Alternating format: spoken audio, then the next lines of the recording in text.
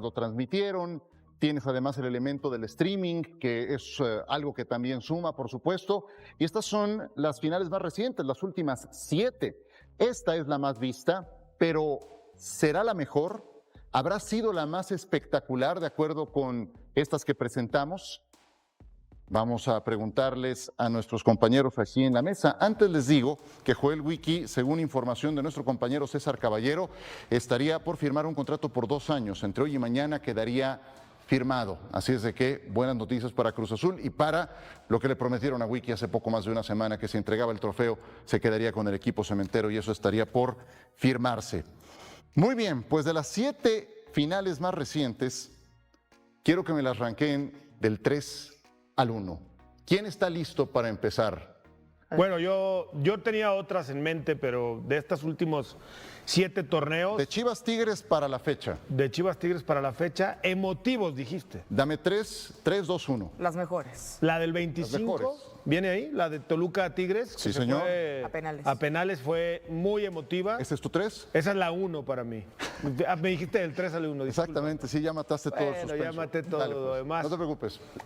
Toluca América, la voy a poner en segundo. Toluca América en segundo. En segundo. Y tercera, Pumas Cruz Azul.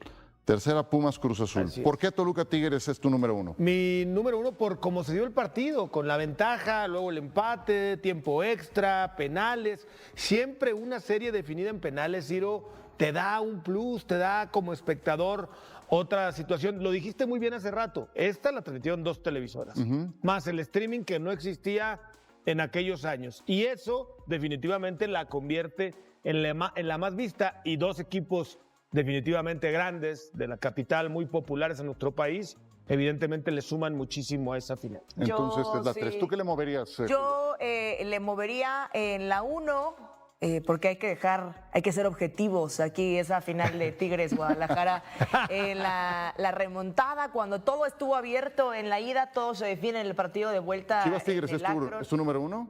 Pues para mí sí, pondría Pumas Cruz Azul, la última en el número 2. Ajá. Y me quedaría con justamente la tanda de penaltis del torneo pasado con De Toluca América. Con Toluca Tigres. Toluca Tigres. Toluca Tigres. Con Toluca Tigres, sí. Esa sería tu 3. Pero y me gusta esto por la historia de las remontadas, ¿no? Porque Chivas, más allá de que toda la sensación en el Akron, y se los Ya digo, estaba. incluso con el 2-0, no, Gus, al contrario, sí era una fiesta al medio tiempo, pero regresando al medio tiempo estaba sensación de Pero al medio de tiempo algo ya no eran está campeones. bien. Sí, pero Le movió Paunovic. Le movió Paunovic y sabías que no iba a salir bien. Entonces, por esa remontada, porque lo mismo en CU, un poco similar, ¿no? En casa Pumas metiendo el primer gol y lo terminan remontando Cruz Azul, y además de la mano de Rotondi, ¿no? En esa reivindicación al minuto 95 de partido, y lo emocionante que fue la tanda de penaltis, y Toluca coronándose campeón en el Nemesio 10, con Alexis Vega, con la fiesta. Para mí ahí están, esas 3 pondría dentro de los últimos 7 torneos. Muy bien, entonces tu 1 es Chivas contra Tigres. Sí, Mario. Ciro, sí, Ciro. ¿Está bien? No, nada más. No, estaba viendo. No la quería recordar, pero sí. La primera es Toluca América. La primera, Sí. ¿me vas a cambiar toda la plana? Supongo que sí, ¿verdad? Sí. La primera es Toluca América. Sí, pero ¿sabes por qué? ¿Por qué? El dominar el Toluca al América con toda propiedad. Es decir, me gustó mucho el equipo del Turco. Después me volvió a gustar el Toluca Tigres. Ese es tu Ya número 2. hacer un bicampeonato es difícil, lo volvió a ganar Toluca. Y me voy por esta, me voy por Pumas Cruz Azul. Ese es tu número 3. Sí. Y la número 4, Ok. Cruz Azul América.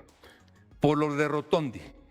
Es que fue foul de Rotondi, penalti de Rotondi, ni fue penalti, siquiera me quedo con eso. Oye, yo le sumo Aparte, porque Javier Alarcón lo agarré llorando acá en el centro. Henry Qué Martín barbaridad. Un metió abrazo. ese penal. Qué bueno que nadie había mencionado esa. No hizo el top 3 entonces, la de Cruz Azul América, porque fue tu 4. Sí, puse 4 yo. ¿Y tú? Sí. No, porque evidentemente no está en mi top 3 esa de Cruz Tampoco. Azul contra Ah, América. bueno, Por estamos de supuesto que acuerdo. No, exacto, sí, me da gusto que no haya sido. Pero objetivamente Entonces, tampoco. Bueno, me voy a permitir no ser objetivo, querida Ok, Julia, ok. porque Todas las de Cruz Azul. siempre he sido muy objetivo, no Hay es que por quitar nada. entonces la de Chivas Tigres. Pero entonces, este también tuvo una definición en el minuto 90+4. Con 2, sí. Exactamente, en el 90, y es una remontada de por medio. Sí. No sé, no nada más porque es la que tengo más fresca en la memoria, también por la que entregó ese desenlace, pero sí además la reivindicación de Rotondi es lo que me parece que le suma un punto muy importante. Voy a poner como número 2 la de Toluca contra Tigres, porque además la definición que tuvo Alexis Vega en una pierna que no había incidido, pero sí creo que te ilustra el esfuerzo titánico que tuvieron que hacer los dos equipos para ganarla, y lo mejor de todo es que se vuelven a enfrentar dentro de 2 días a un partido en ese mismo escenario, y sigue estando lesionado Alexis Vega. Ni va a estar. Sí, ni siquiera va a estar. El A la efecto selección. mariposa de Chino Huerta en la selección mexicana y esa final del penal de Alexis Vega. Tengo curiosidad Y por voy a saber tu poner- 3, Ciro. Sí, mi número Tengo mucha 3. curiosidad. Mi número 3, voy a coincidir en lo de Chivas contra Tigres. Me hubiera encantado que Chivas ganara. Pusimos ese las mismas, pero en un orden título. Sí, diferente. exactamente, sí. Me hubiera encantado que Chivas ganara ese título.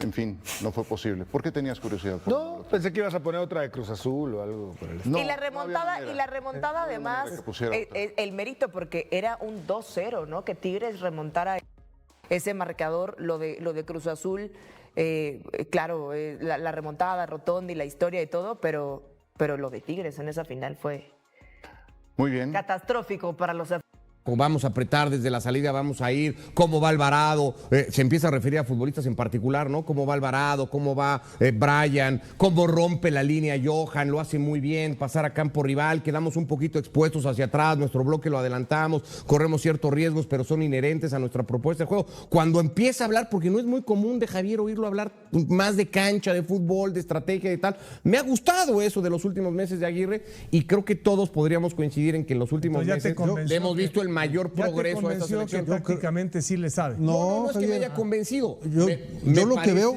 no, perdona, yo lo que veo es dos facetas. Tenemos la pelota, ¿qué hacemos? Y no tenemos la pelota, muy bien, el equipo se ve responsable, rebasan línea del balón, cerramos espacios, hemos mejorado en pelota parada, pero después cuando hay que crear fútbol hacia el frente, donde está la profundidad, donde está el que pase lateral, le respetas el movimiento, línea de fondo, no le respetas el movimiento, tiras a gol o pones una asistencia, el mano a mano, encarar, desequilibrar, o sea, Pero todas esas para- opciones Ricardo, no las veo. Para ser justos, No, para ser justos también el bueno. talento es el que te Está tiene bien, que dar. está bien. Sí. Porque Está bien. la pizarra no resuelve todo. Para recurrir a un técnico por tercera ocasión en una emergencia, es que las cosas están mal arriba. no, eso- Cuando las cosas eso- están mal eso- arriba, otro tema. no hay goles abajo. O sea, no esperes que haya una gran actuación cuando cambiamos de directivos, de entrenadores, de todo lo que pasó en la estructura de la Mira, selección. este era un avión que volaba abajo y traía fuego adentro. Pusiste un piloto que sabe cómo manejar Por las tercera emergencias ocasión. y lo hace muy bien, porque de lo que se trataba primero es de que hubiera cohesión. Pero de había que opciones, Javier. Sí, había opciones, pero este tipo se sabe la idiosincrasia de los medios, las mañas de los jugadores. Era la más fácil en esa Las designación. tranzas de los directivos, todo lo conoce Javier Aguirre, y entonces, cuando tienes un proceso accidentadísimo, era la mejor opción para Pero el momento. era la ayer mejor o antier opción. escuchábamos al Turco. ¿El Turco no se sabe todas esas? no, ¿El Turco no conoce no, todas esas? no, el Turco no. no se ha hecho, él mismo lo definía. Me siento un técnico Javier de alguna manera mexicano. ha cometido errores No sé si- no es el- importantes.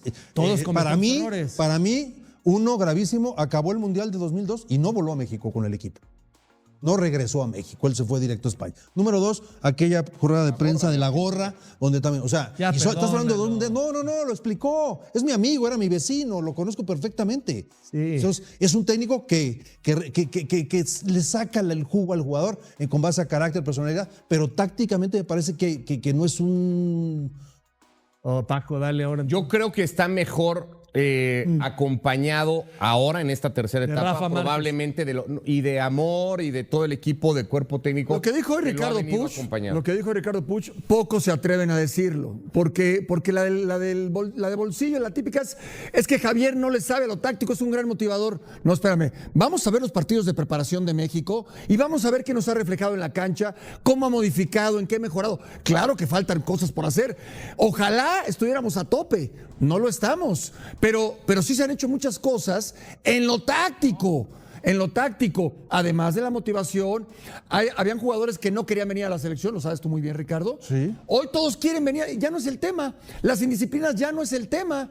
¿Y de quién es la culpa? De Javier Aguirre. Porque a tu pregunta expresa, si tú traes a Mohamed puede ser que sea un técnico extraordinario, pero en la gestión de grupo con seleccionados hubiera sido quizá probablemente rebasado, ¿no? Porque Javier sí sabe, y a Javier lo ven, este es el viejo sabio del fútbol mexicano que conoce el contexto del mundial, y como sea Mohamed es un técnico exitosísimo, pero el turco de pronto es las edades, etcétera, el contexto de contención, de responsabilidades, de apretar, no sé, o sea, yo no digo que sea mejor o no uno que otro, yo creo que Mohamed está avanzado, yo nada más te digo, era un momento caótico y Javier estabilizó el vuelo y no se estrelló el avión y los dirigentes siguen ganando Igual de todas manereras, creo que ya a 14 días del Mundial o 13, ya ni sé cuánto estamos, ya, o sea, el técnico es Javier y está bien. Pero yo creo...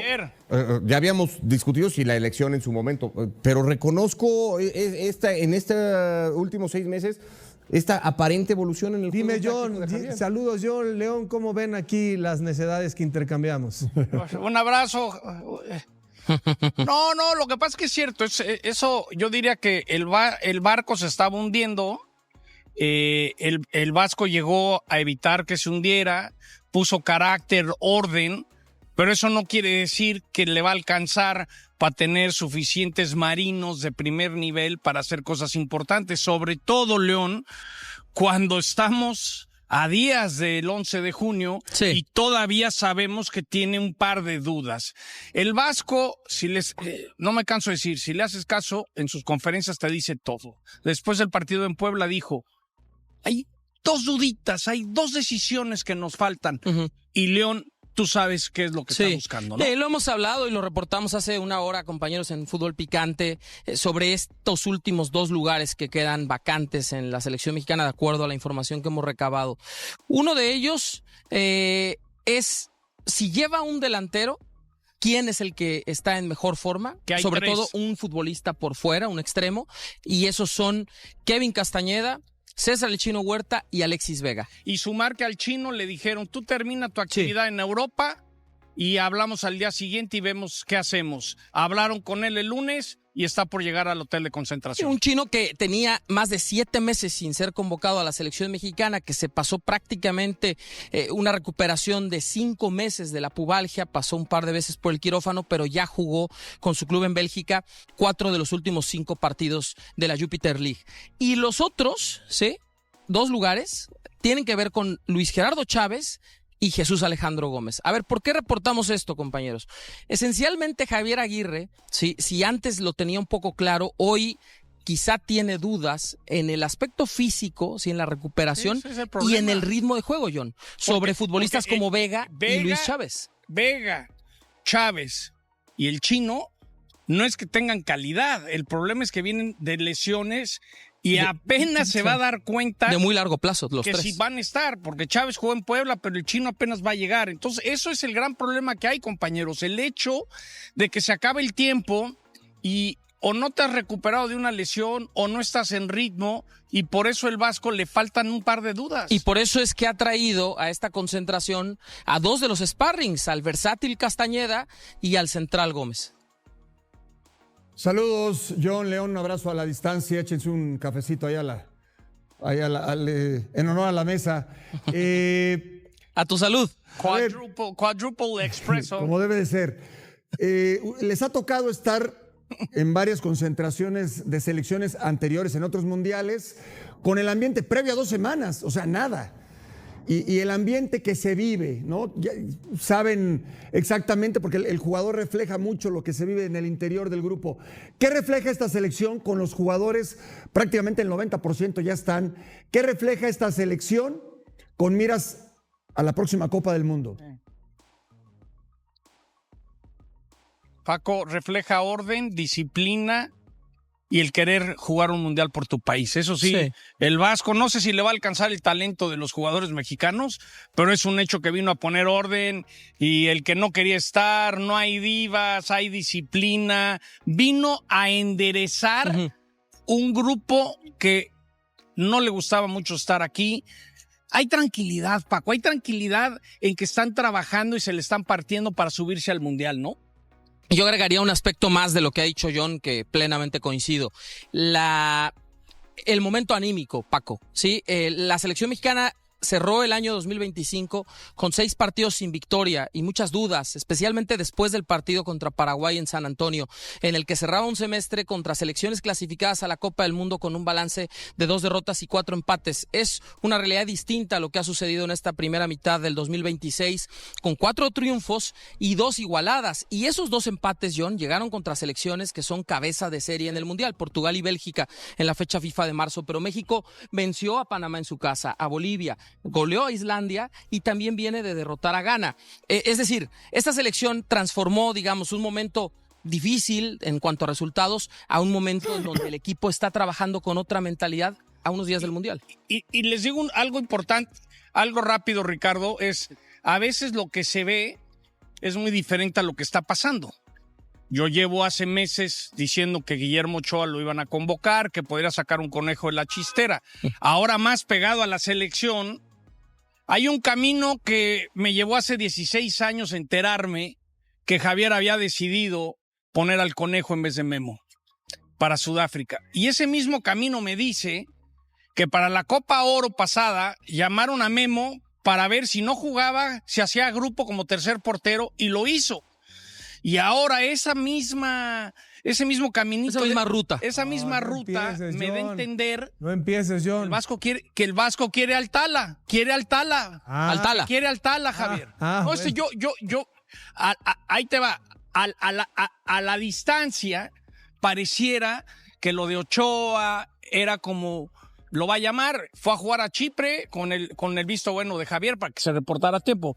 Pero la información que hemos recabado León y yo desde Puebla, esa misma línea que me dio la información que iba el conejo, ahora me están dando a entender que es el Tala, el titular, por eso lo está usando. Y cuando Javier le hemos dado la oportunidad de ratificar al Tala que dice, no, algún detallito, alguna cosa, es como para decirle, tú síguele fregando, no te voy a garantizar nada. Entonces, hoy, León, ¿estamos de acuerdo? Sí. El camino al portero titular es el 11 de junio, es el Tala Rangel. Ha sido el arquero todo el 2026. Y son cosas que a veces a la distancia parecía Memo, pero ya volviéndome a la grilla del reportero chismoso, hoy pienso que es el Tala, ¿eh?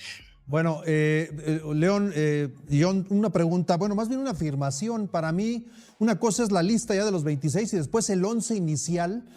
Y yo creo que en ese 11 ayer hacíamos un ejercicio en este mismo programa, ¿no? Tala, Gallardo, Johan, Reyes, Lira, Brian Gutiérrez, Quiñones y La Hormiga son los que viven el mejor momento. Hoy, estoy hablando hoy, porque Raúl no ha tenido gran participación en su equipo y los demás vienen algunos de lesiones, otros no han sido titulares por circunstancias. Esos 8 me parece que son los que mejor momento viven. Y por otro lado, para definir estos lugares o el lugar que falta, pues sabemos que Reyes, Lira, Edson y Romo te cumplen con varias funciones defensivas y eso liberaría una plaza para un delantero, para un extremo, para un jugador de oficio ofensivo, que es lo que más nos falta. ¿Están de acuerdo? Correcto. Sí, y la tomo, John. Ricardo, empiezo por lo segundo que comentas. A ver, en efecto, y el hecho de que en Puebla utilizara en el primer tiempo a Luis Romo de central y en el segundo tiempo a Edson Álvarez de central, quiere decir que de una u otra manera tiene al menos 5 jugadores que pueden cumplir esa posición en una línea de 4. Hablo de los titulares. El Club América lleva 18 días eliminado y su gran movimiento de mercado, hasta ahora, fue despedir a un auxiliar técnico que nadie recordaba. Santiago Baños filtra el nombre de un delantero danés de 1,90 m que no jugó casi nada en Alemania, como si fuera la solución que el americanismo llevaba años esperando. Eric Sánchez se queda en Coapa, no porque Jardín lo quiera, sino porque nadie en el mundo ofreció lo suficiente para sacarlo. El Tuca Ferretti destruye públicamente a Saint-Maximin con una frase que debería estar enmarcada en las oficinas de Coapa como recordatorio permanente de cómo no fichar jugadores europeos. Y Raúl Jiménez regresa al Tri, mientras la afición americana sueña con su vuelta a Coapa, confundiendo nostalgia con necesidad deportiva real.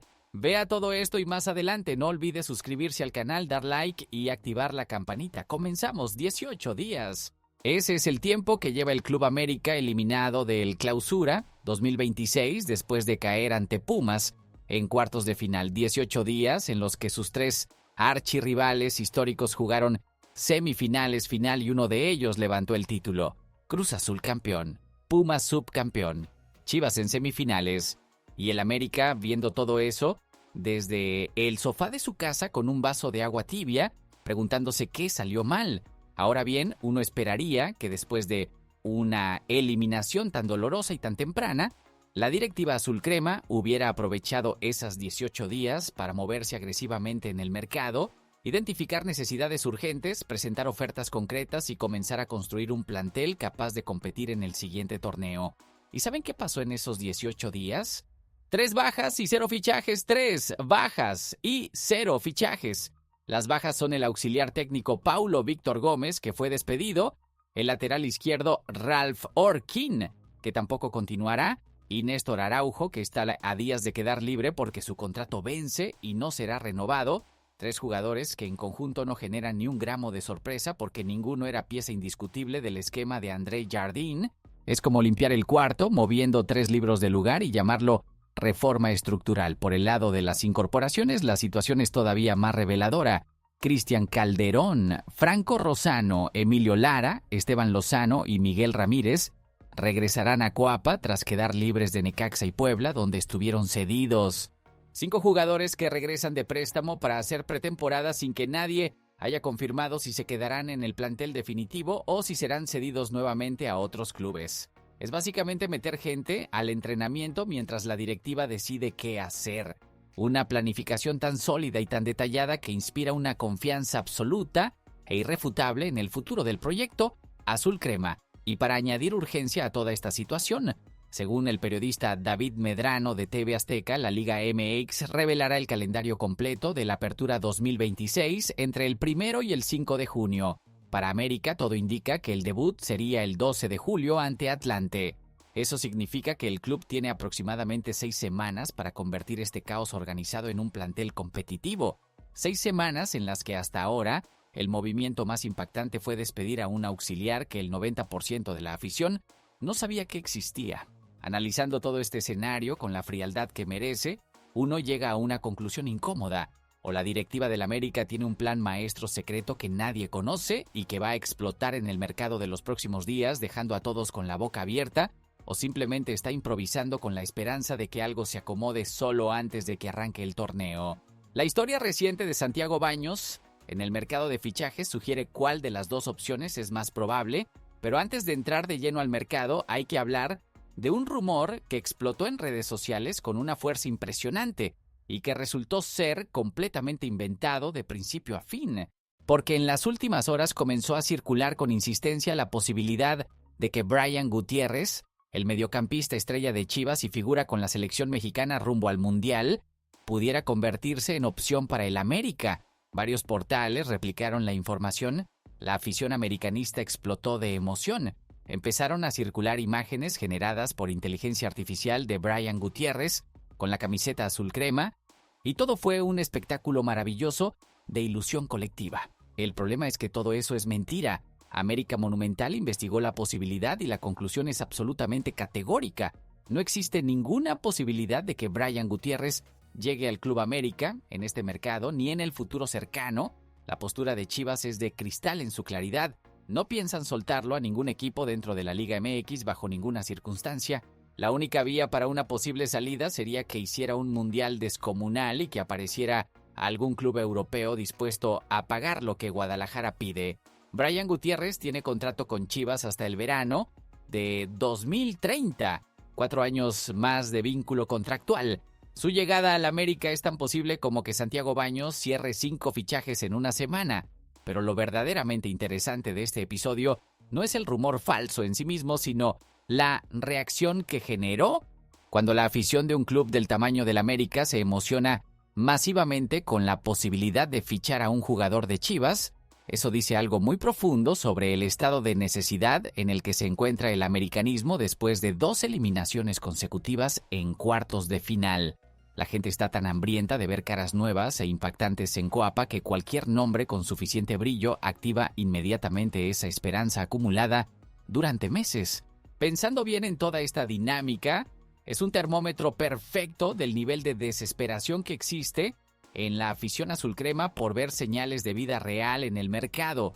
Y hablando de señales de vida en el mercado, ahora llegamos al tema que probablemente va a generar más debate entre la afición americana porque involucra a un hombre europeo, una disponibilidad gratuita y una carrera que plantea preguntas muy incómodas. El insider CA 1916 reveló que Jonas Wind, delantero danés de 27 años del Wolfsburgo de Alemania, surgió como opción de refuerzo para el América de cara a la apertura 2026.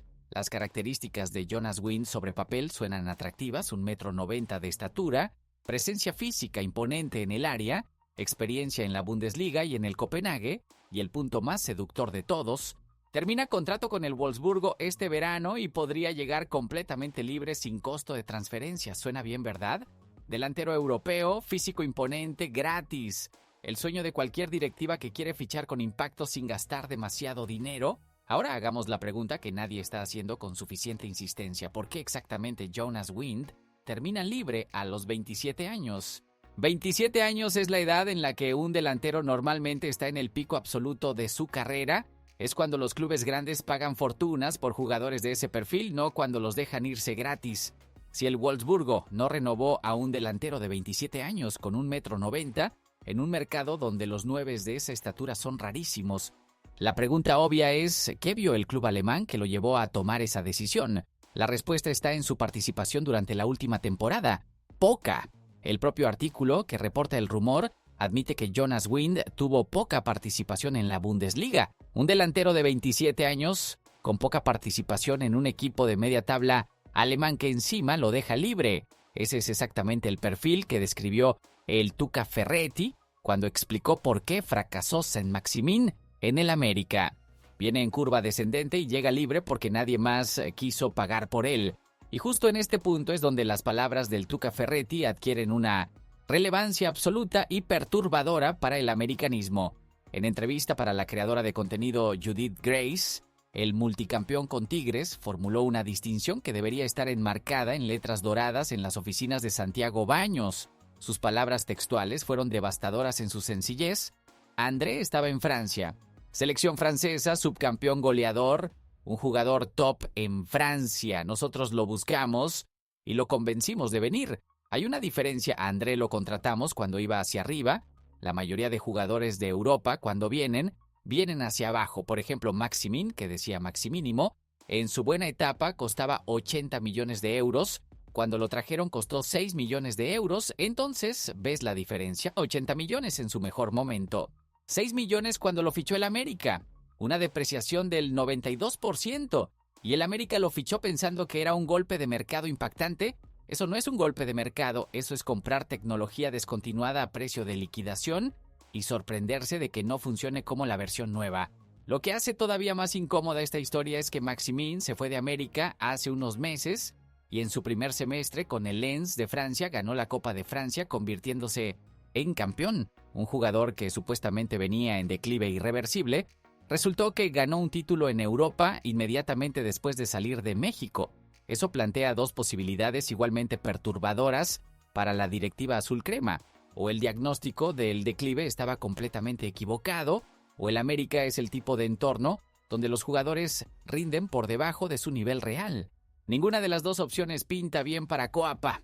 Yo acredito que la lección Maximin debería haber cambiado radicalmente la manera en que la directiva americana evalúa jugadores europeos disponibles, pero cuando aparece Jonas Wind libre a los 27 años con poca participación en Alemania y el Insider lo presenta como opción atractiva, uno se pregunta si esa lección realmente fue aprendida o si simplemente fue archivada en algún cajón de la memoria institucional. Y mientras se resuelve el dilema del delantero europeo, hay otro jugador cuya situación contractual en el América merece un análisis completamente honesto, porque la manera en que se está manejando dice mucho sobre cómo funciona realmente la toma de decisiones en Coapa. Eric Sánchez, el chiquito, continuará en el Club América para el Apertura 2026. Esa es la noticia. ¿Y cuál es la razón de esa continuidad? Según el insider CA 1916, se quedará salvo que aparezca una oferta muy importante desde Europa o desde la Liga MX. La cifra que podría cambiar el panorama rondaría entre los 7 y 8 millones de dólares, traducción directa y sin eufemismos. Eric Sánchez se queda en el América porque nadie en el planeta ofreció suficiente dinero para sacarlo. No porque André Jardine lo considere pieza indispensable de su proyecto, no porque sea el futbolista del futuro de las Águilas, sino porque el precio que la directiva puso en él, nadie lo pagó y entonces se queda por descarte. Es una forma muy particular y muy reveladora de confirmar la continuidad de un jugador en un club. El cuerpo técnico valora de Sánchez su dinámica, entrega y disciplina táctica, que son las 3 cualidades que los analistas mencionan cuando un jugador no tiene las técnicas suficientemente espectaculares como para ponerlas primero en la lista. Nadie dice que Eric Sánchez tiene una visión de juego que deja sin aliento, ni que define con una calidad que paraliza porteros. Se destacan su esfuerzo y su orden. Virtudes completamente respetables, pero insuficientes para un club que necesita jugadores que cambien partidos con destellos individuales de calidad diferencial. Tiene contrato hasta 2028, así que el América tiene 2 años más de convivencia garantizada con él, a menos que aparezca esa oferta millonaria que hasta ahora nadie presentó. Analizando todo este escenario con perspectiva, la situación de Eric Sánchez es el reflejo perfecto de un problema más amplio en la gestión del plantel azul crema. Jugadores que llegaron con expectativas enormes no cumplieron lo que se esperaba.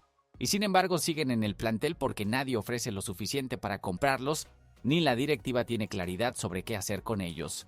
Y llegamos al tema que tiene a todo el americanismo en un estado permanente de ebullición emocional porque involucra a un hombre que despierta un cariño genuino y una pregunta que nadie quiere responder con frialdad. Raúl Jiménez se unió a la concentración de la selección mexicana junto a César Huerta este jueves 28 de mayo. La convocatoria final del Tri se anunciará el 1 de junio. El delantero apunta a ser el 9 titular del combinado nacional en el Mundial 2026 por sus características técnicas, su experiencia internacional acumulada y su capacidad para funcionar dentro del sistema táctico que propone Javier Aguirre. El fin de semana pasado, Raúl Jiménez jugó muy probablemente su último partido con el Fulham contra el Newcastle en Craven Cottage. Su contrato con el club londinense finaliza este verano y hasta ahora no hay confirmación de renovación. El ciclo en el Fulham, donde recuperó su mejor versión bajo las órdenes de Marco Silva, llega a su fin y ahora el delantero de 35 años se enfrenta a una encrucijada profesional sobre qué hacer después del Mundial. Hay 2 opciones sobre la mesa. La primera es el Wolverhampton, que descendió al Championship y donde el técnico Robert Edwards reconoció públicamente que aprecian mucho a Jiménez y no verían mal su regreso para ayudar al club a volver a la Premier League.